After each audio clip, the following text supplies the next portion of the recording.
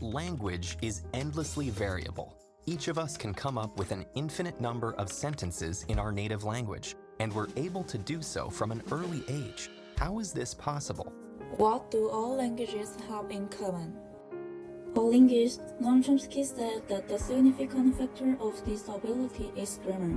There is a grammar rule that applies all languages, and we have it innate. Its name is universal grammar.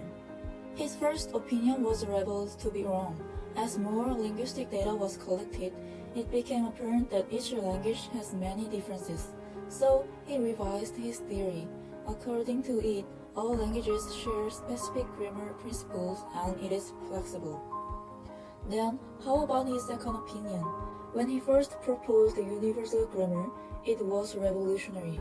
Before him, people couldn't think that hereditary factors would have effects on language acquisition. Universal grammar challenged the dominant paradigm called behaviorism. The behaviorists argued that all animals' behaviors, including those of humans, are acquired from external elements. These days, scientists acknowledge that behaviorism is wrong and there is a biological organ which is made for language acquisition. But many people still don't agree with some of his opinions. By the way, the theory of universal grammar prompted the documentation and study of many languages that hasn't been studied before. It also caused an old idea to be re-evaluated and eventually overthrown to make room for our growing understanding of the human brain. About 2 years ago, I got a phone call that changed my life. And in the 2 years since that phone call, my life has completely changed. I left academia and now lead a diverse team of technologists, researchers, and refugees that is developing customized self-help resources for newcomers. Hello, I'm Ted강연.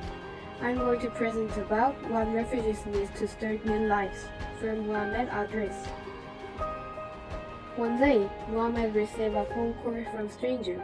It was a man who asked for help saying he was his cousin. His cousin became a refugee and Muhammad helped him. Therefore, Muhammad decided to live his life helping refugees.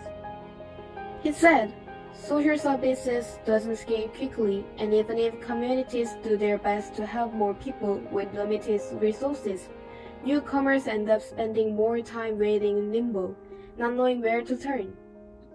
In the lecture, he said his story that the refugees said him, "Don't give me more information, just tell me what to do." He felt he needed the right and practical assistance to help them, so he created an app called Atad. Atad asks the refugees simple questions and systematically helps them with individual support.